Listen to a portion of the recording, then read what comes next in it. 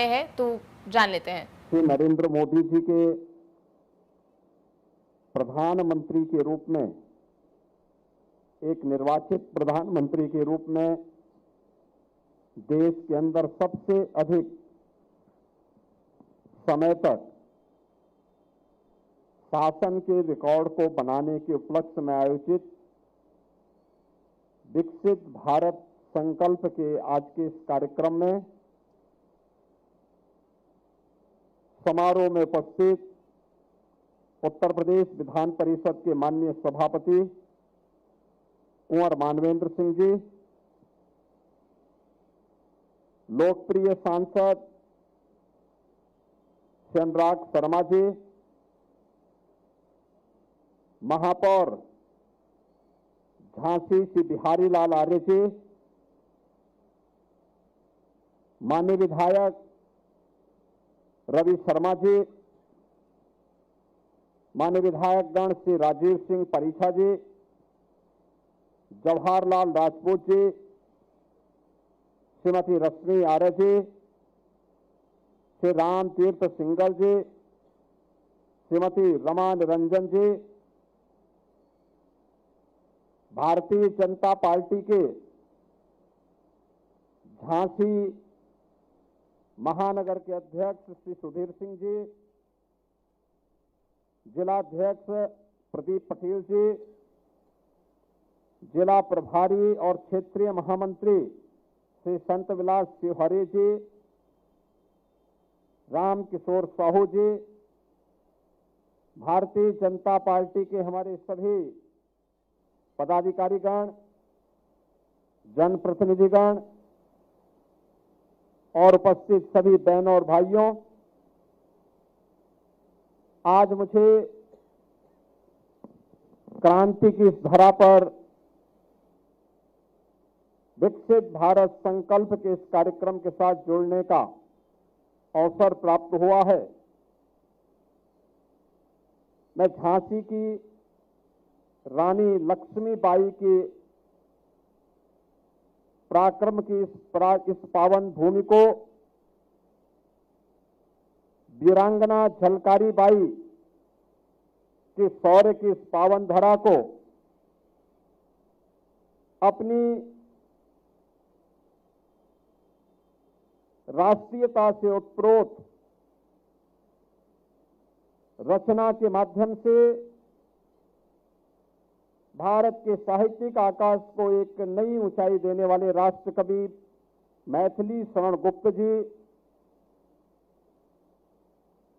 सुप्रसिद्ध रचनाकार वृंदावन लाल वर्मा जी, हॉकी के जादूगर मेजर ध्यानचंद की इस पावन धरा को नमन करते हुए मैं आप सभी कार्यकर्ताओं का हृदय से अभिनंदन करता हूं, स्वागत करता हूं।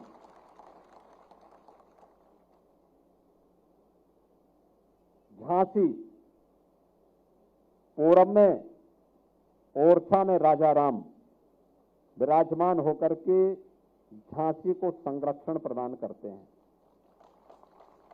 और झांसी के पश्चिम में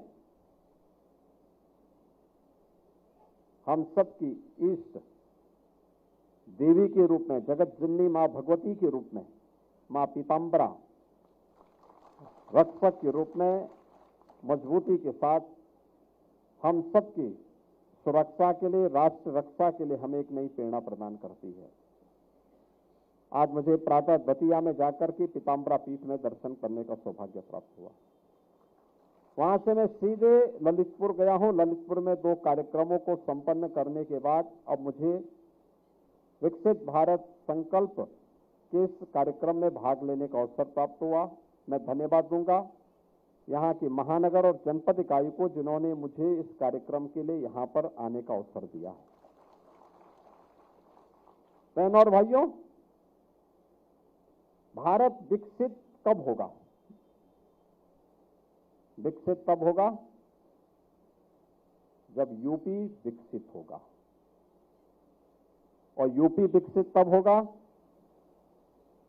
जब झांसी समेत प्रदेश के सभी 75 जनपद विकसित होंगे। झांसी विकसित तब होगा जब हर ग्राम पंचायत, हर नगर निकाय आत्मनिर्भर होंगे और विकसित होंगे। हमारा शरीर है और शरीर का अगर एक अंग काम नहीं करता है तो हम पूर्णांग नहीं, दिव्यांग कहलाते हैं।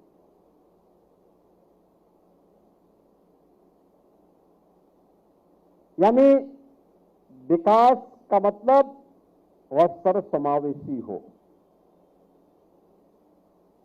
प्रधानमंत्री जी ने 2014 में आने के बाद क्या मंत्र दिया था? सबका साथ, सबका विकास, सबका प्रयास और सबका विश्वास।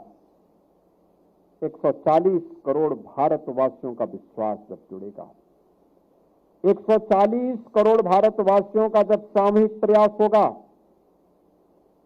140 करोड़ भारतवासियों के विकास के लिए जब कार्य योजना बनेगी और 140 करोड़ लोग जब एक साथ मिलकर के प्रयास करेंगे तो गुलामी के ढांचे को हटने में देर नहीं लगती और भगवान राम के भव्य मंदिर को बनने में भी फिर देर नहीं लगती है। भगवान राम का मंदिर का मतलब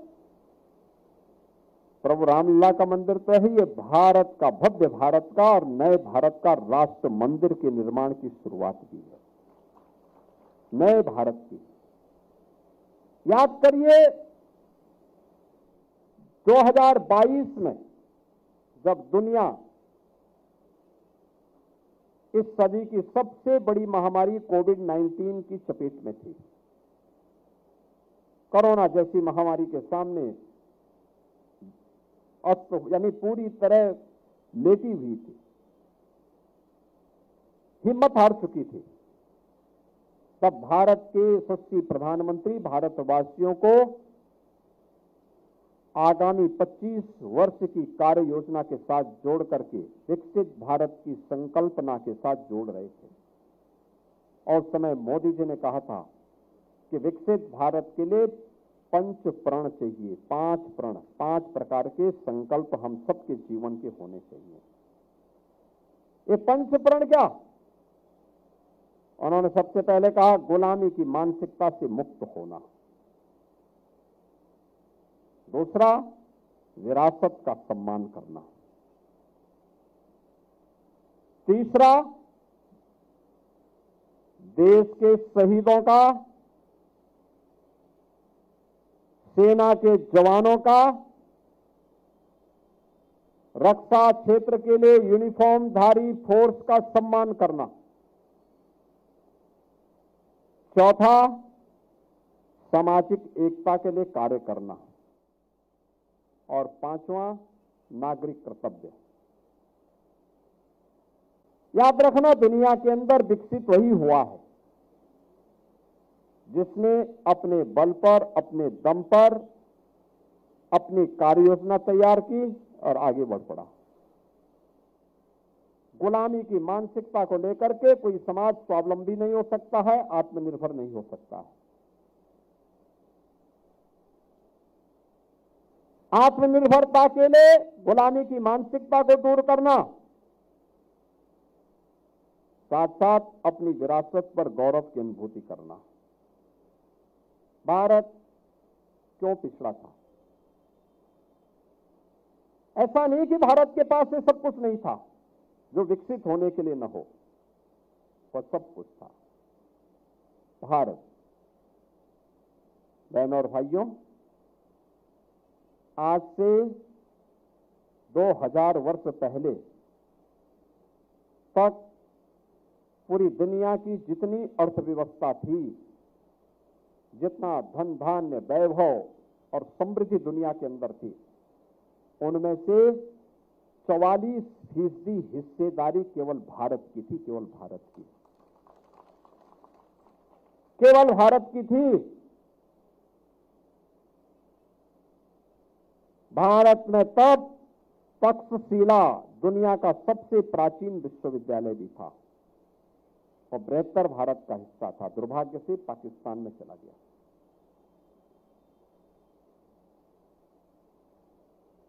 कालांतर में नए विश्वविद्यालय विकसित हुए। नालंदा भी हुआ, विक्रमशिला का हुआ, काशी के हुए, तमाम अन्य विश्वविद्यालय अलग अलग स्थानों पर। अगर काशी विद्या की नगरी थी तो नवद्वीप वेस्ट बंगाल में नवद्वीप था।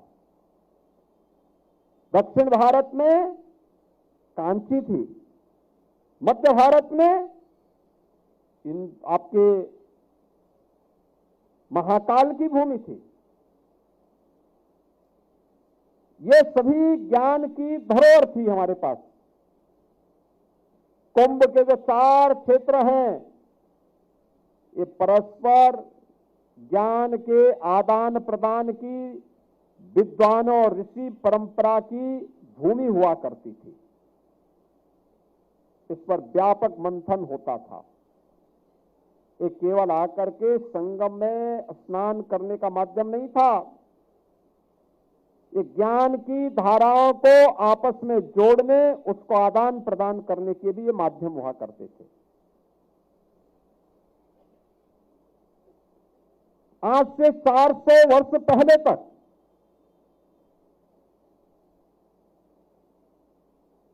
विश्व अर्थव्यवस्था में भारत की हिस्सेदारी, तमाम लूट खसोट के बावजूद, आक्रमणों के बावजूद भारत की हिस्सेदारी 24% तक थी। और धीरे धीरे करके पहले मुगलों ने, फिर अंग्रेजों ने भारत को खोखला बनाया। भारत को पिछड़ा बनाने के लिए इन्होंने भारत के उद्योगों को, भारत की कला को, भारत के कारीगरों को, भारत की परंपरा को रौंदना, अपमानित करना प्रारंभ किया। भारतीयों के मन में भाव पैदा कर दिया कि जो भारतीय है वह बेकार है और जो बाहरी है वही सब कुछ है। परिणाम क्या हुआ? हम गुलामी की मानसिकता से दब गए। हमें बताया गया कि जो कुछ भी वो लेकर आए वो अच्छा है और जो भारत का है वो बुरा है। भाषा के लिए हमने उनकी भाषा स्वीकार कर ली, अंग्रेजी स्वीकार कर ली, संस्कृत को हमने हटा दिया, अपनी लोकल भाषा को हटा दिया, हिंदी को, बुंदेली को, सबको हमने हटा दिया। हमारी कला संस्कृति हम भूल गए। हमारे यहां हम भूल गए कि हमारी लोक गाथा, लोक परंपरा, लोक नाटक, लोक गाथाएं, आला उदल की लोक गाथा हो, लोक परंपराएं हो, इसके पीछे परंपरा थी, इसके पीछे इतिहास छुपा हुआ था। ये हमारे पूर्वजों की ख्याति थी। हमने उसको भूल करके अपने पॉप के पीछे भाग गए, वेस्टर्न कल्चर के पीछे भाग गए, अपने परंपरागत वाद्य को हमने छोड़ दिया, हम विदेशियों के पीछे भाग गए। हमने, आप देखो ना, ओरछा का नाम मैंने क्यों लिया? ओरछा के राजा राम,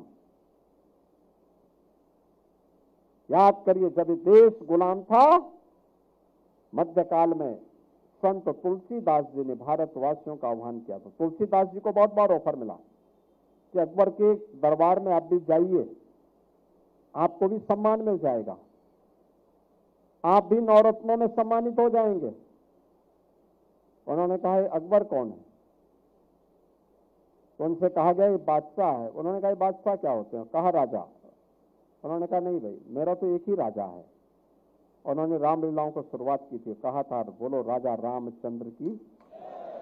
और आप सोचो, ओरछा में भगवान राम राजा के रूप में विराजमान आज भी है, आज भी विराजमान है।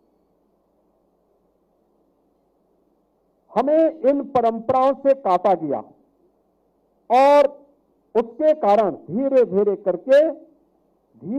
करके भारत इसके बाद हटता गया। यानी हमसे विरासत से भी हम कटते गए, छंटते गए। यही कारण था 1947 में देश आजाद होने के बाद, जब भारत माता के सपूत लौह पुरुष सरदार वल्लभ भाई पटेल ने सोमनाथ के मंदिर के पुनरुद्धार के कार्यक्रम को आगे बढ़ाया, तो तत्कालीन प्रधानमंत्री जवाहरलाल नेहरू जी ने विरोध किया। जब पहले राष्ट्रपति डॉक्टर राजेंद्र प्रसाद जी मूर्ति प्राण प्रतिष्ठा कार्यक्रम में सोमनाथ मंदिर जा रहे थे, तो तत्कालीन प्रधानमंत्री ने पत्र लिखकर के आपत्ति व्यक्त की, क्योंकि गुलामी की मानसिकता हावी हो चुकी थी।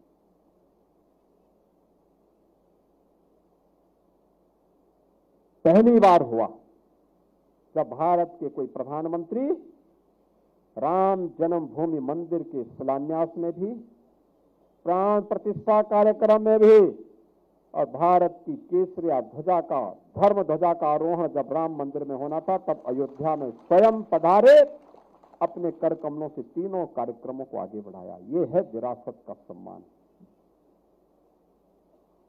आजादी के अमृत महोत्सव वर्ष में हर स्वाधीनता संग्राम सेनानी के स्मारक को सम्मान देना है।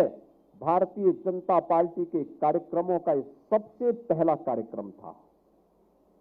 हर कार्यकर्ता अपने गांव में, अपने ब्लॉक में, अपने जनपद में, जहां कहीं भी वो रह रहा था, वह स्वयं रंगाई पुताई करवाया, साफ सफाई कराया। उन स्मारकों का पुनरुद्धार करवाने का काम भारतीय जनता पार्टी के कार्यकर्ताओं ने आजादी के अमृत महोत्सव के अवसर पर किया था।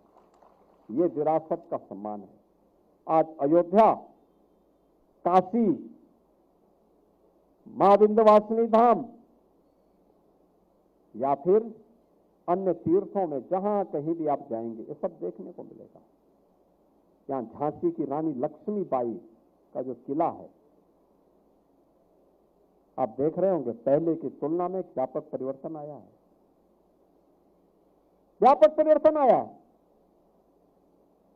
हमारे विधायकगण अपने अपने क्षेत्र में कोई ना कोई मंदिर का पुनरुद्धार कर रहे हैं, सुविधा के लिए भी और विरासत का सम्मान बढ़ाने के लिए भी। यही कारण है, यही प्रक्रिया आगे बढ़ाने और उसी प्रक्रिया को आगे बढ़ाने की दिशा में किए जाने वाले प्रयास।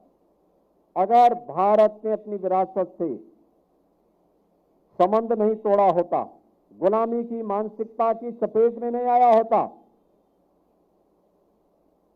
तो 400 वर्ष पहले तक जिस वैश्विक अर्थव्यवस्था पर भारत का अधिकार 24% तक था, 1950 तक आते आते वह केवल 2% तक सीमित ही रहता, मात्र 2% तक। आप मुझे बताओ, इतनी बड़ी आबादी और हिस्सेदारी मात्र 2% होगी, तो वहां गरीबी रहेगी।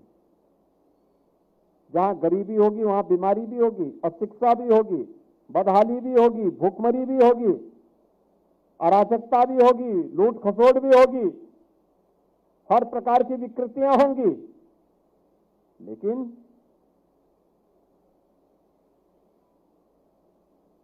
भारत अपनी यात्रा को आगे बढ़ाया। मोदी जी ने जो बात कही वह व्यवहारिक बात थी, और इसलिए उन्होंने कहा, जिन सैनिकों के बल पर हम चैन की नींद सोते हैं, हम नींद आराम किस लिए सोते हैं, क्योंकि सीमाओं पर हमारा सैनिक -20 और -40 डिग्री टेम्परेचर में भी सीमाओं की रक्षा कर रहा है।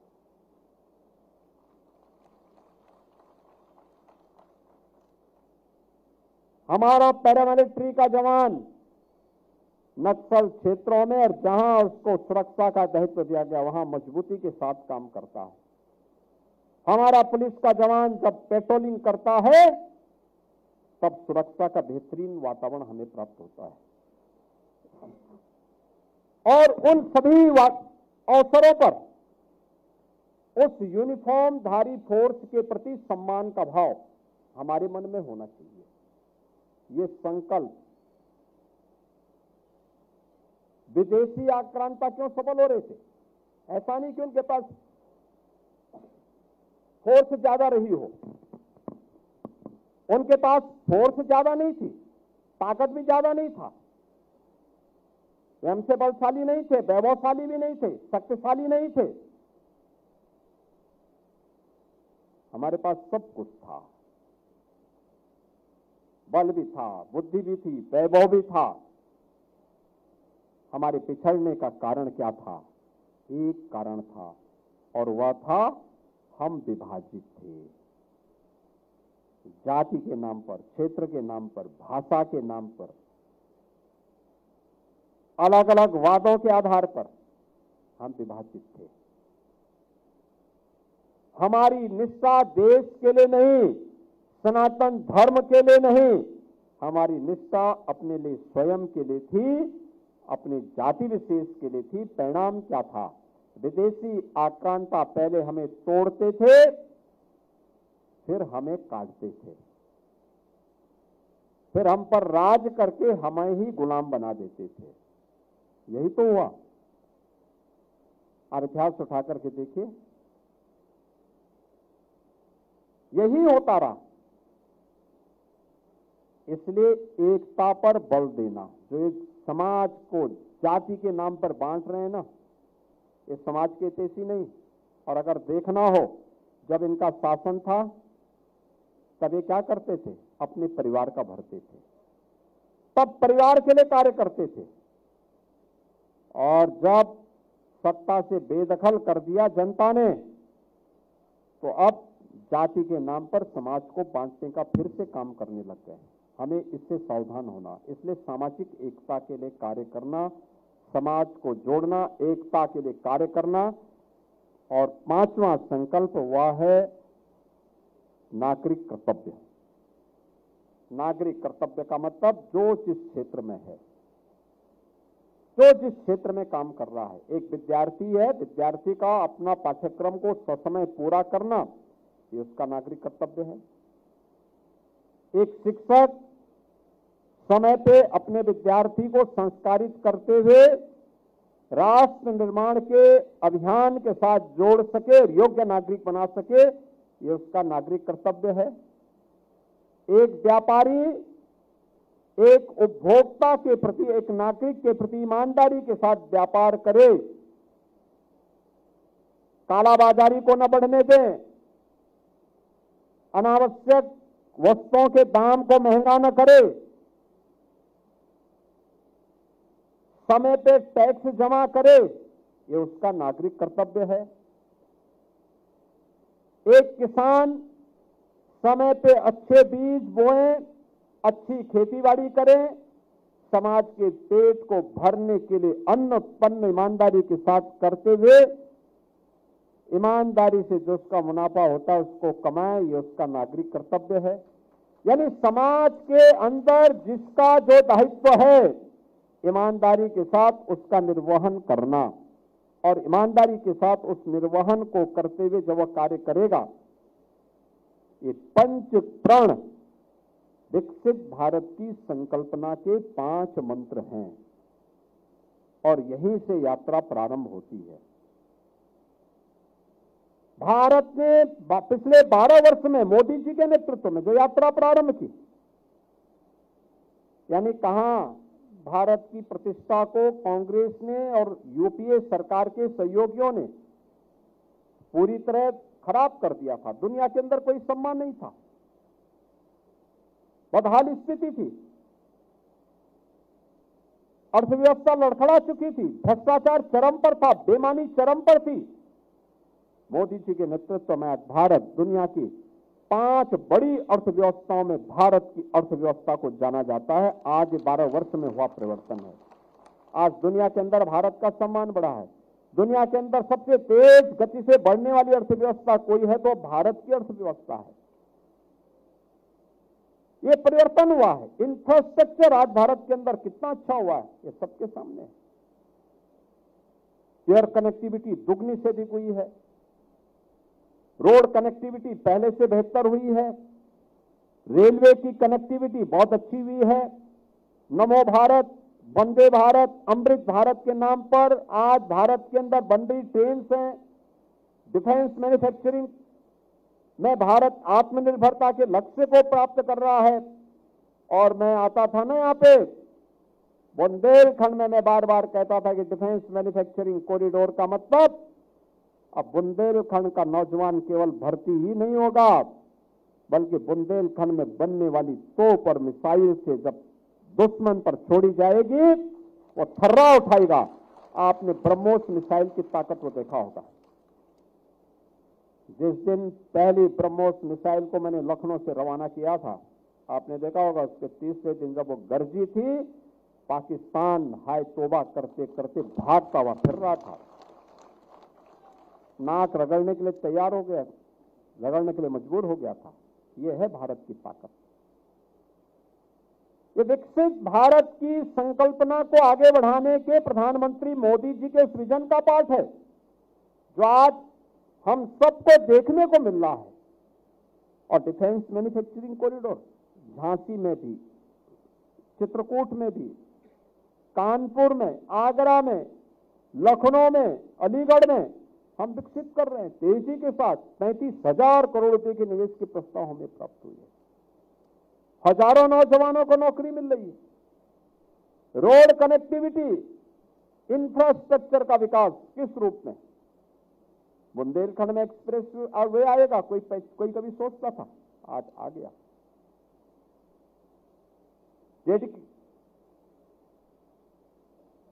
डेडिकेटेड फ्रेट कॉरिडोर झांसी से होके जाएगा, कोई सोचता था, आज आ गया। बीडा भारत के सबसे बड़े औद्योगिक शहर के रूप में विकसित होने की कोई कल्पना भी नहीं करता था, आज वो साकार हो रहा है आपके झांसी में। फार्मा पार्क बुंदेलखंड में बनेगा, ये सपना था, आज साकार हो रहा है। मेडिकल कॉलेजेस का संजाल पहले सपना था, आज साकार हो रहा है। आप सोचो ना, ये मंडल ये कमिश्नरी 3 जनपद हैं, झांसी, जालौन और ललितपुर, और तीनों में एक मेडिकल कॉलेज।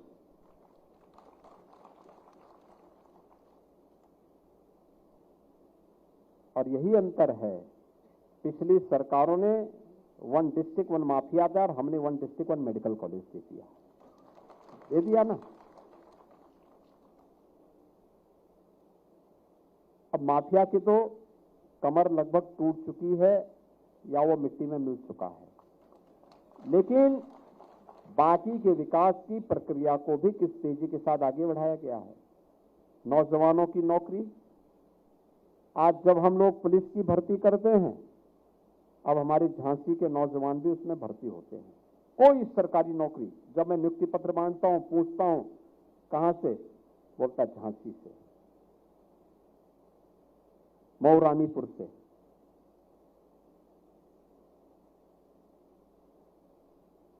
झांसी के किसी विकास खंड का नाम लेता है, मुझे भी अच्छा लगता है। बुंदेलखंड का नौजवान अब पलायन नहीं कर रहा है, नौकरी प्राप्त कर रहा है। Uttar Pradesh public service commission की जब रिजल्ट निकलते हैं और मैं नियुक्ति पत्र बांटता हूं, पूछता हूं कहां घर है, तो कहता झांसी, कोई कहता ललितपुर, कोई कहता महोबा, कोई कहता हमीरपुर, कोई कहता बांदा, कोई कहता चित्रकूट। मुझे अच्छा लगता है। देखो, आज हमारे बुंदेलखंड का नौजवान भी इन परीक्षाओं में पास होकर के नियुक्ति पत्र प्राप्त कर रहा है। सीएम युवा में जब हम गारंटी मुक्त, ब्याज मुक्त ऋण उपलब्ध करवाते हैं, नौजवानों को पत्र वितरित करते हैं, पूछते हैं भाई कहां घर है, बताता अपने गांव का नाम, अपने ब्लॉक का नाम, हमें अच्छा लगता है। बहनों और भाइयों, ये सब प्रयास करने से होता है, प्रयास करने से। इसके लिए सरकार के द्वारा अच्छे लोग जब चुने जाते हैं, पॉलिसी बनती है। इसलिए सरकारें पॉलिसी पैरालिसिस की शिकार थी।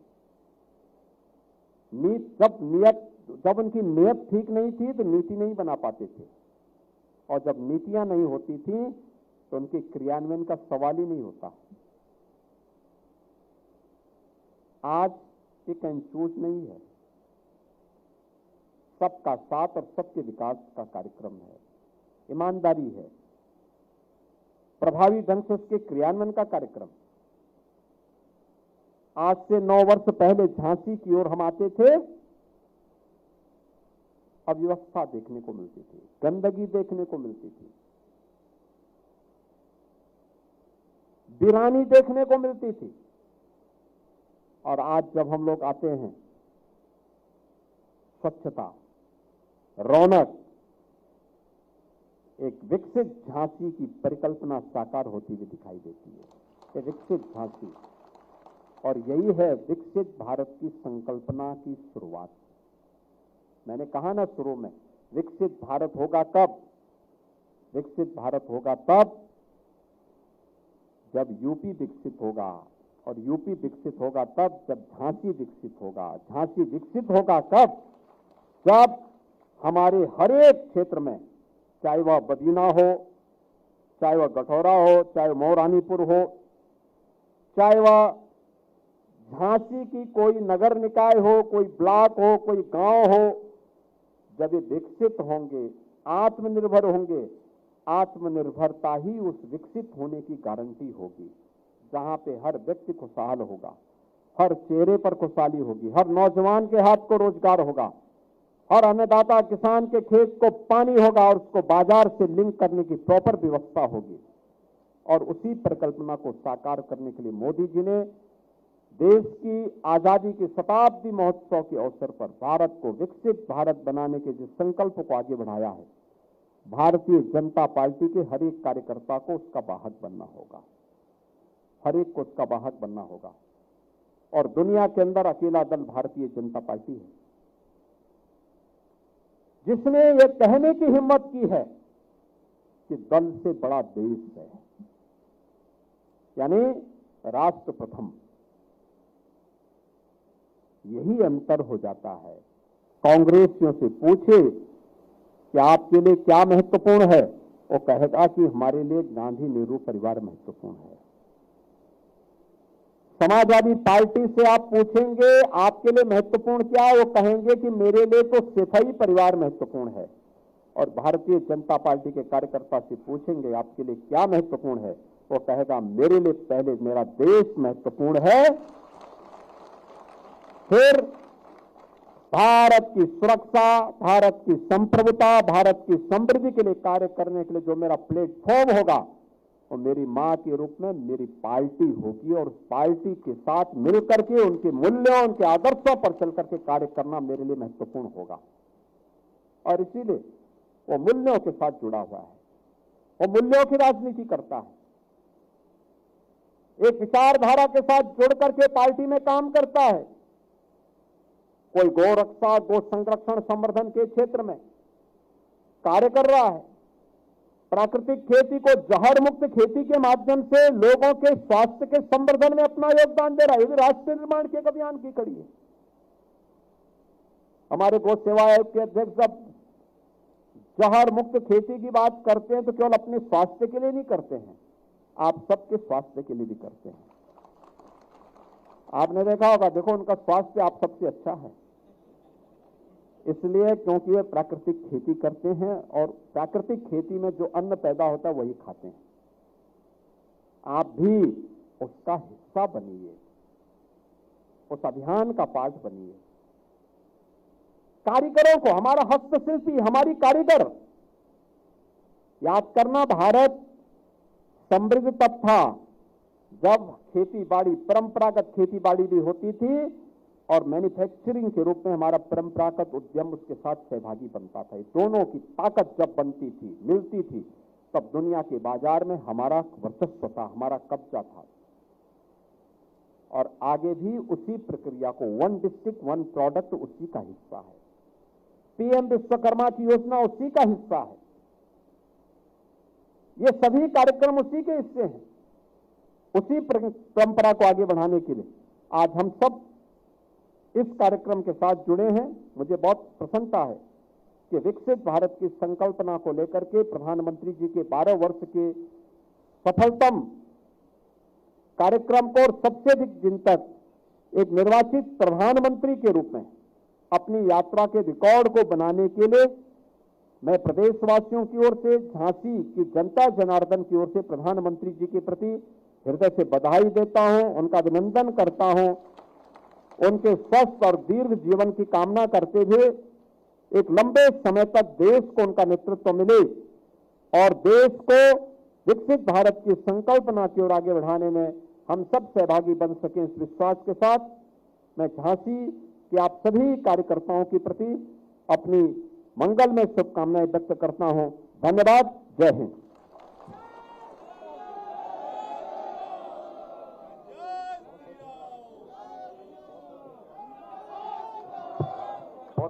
योगी आदित्यनाथ झांसी से सीधे जुड़े हुए थे और विकसित भारत जो है उसे लेकर लोगों को संबोधित कर रहे थे। और योगी आदित्यनाथ ने कहा कि उत्तर प्रदेश जिस तरह से विकास कर रहा है, जिस तरह से तरक्की कर रहा है, अगर ऐसे ही चलता रहा तो आने वाले वक्त में उत्तर प्रदेश पूरे देश को चलाएगा। विकास की बानगी भी बताई उन्होंने कि किस तरीके से उत्तर प्रदेश में अब नए नए उद्योग लग रहे हैं। झांसी की पावन धरा को नमन भी किया योगी आदित्यनाथ ने और बताया कि यूपी में तेजी से विकास हो रहा है, डबल इंजन की सरकार में तेज विकास हो रहा है। अयोध्या में भगवान राम का भव्य मंदिर बना, जिक्र भी किया है योगी आदित्यनाथ ने। विकसित भारत की दिशा में बेहतर काम हो रहा है। झांसी को नमन करते हुए तमाम बातें उत्तर प्रदेश के सीएम योगी आदित्यनाथ ने कही। पहले ललितपुर में थी, वहां करोड़ों की सौगात देने के बाद झांसी पहुंचे थे और विकसित भारत संकल्प कार्यक्रम के दौरान योगी आदित्यनाथ ने पूरा खाका बता दिया कि कैसे रोड मैप बना हुआ है, उत्तर प्रदेश में कैसे विकास की गंगा बह रही है। तमाम बातों का जिक्र किया। सबका साथ सबका विकास पीएम का मंत्र और इसी मंत्र के साथ उत्तर प्रदेश आगे बढ़ रहा है। अपनी विरासत पर गौरव करना जरूरी है, महत्वपूर्ण बातें बता रहे हैं। क्या कुछ कहा है योगी आदित्यनाथ ने? गुलामी की मानसिकता छोड़नी होगी, तभी हम आगे बढ़ पाएंगे। अंग्रेजों मुगलों ने भारत को खोखला किया है। सबका साथ सबका विकास प्रधानमंत्री का मंत्र और इसी मंत्र पर उत्तर प्रदेश आगे बढ़ रहा है।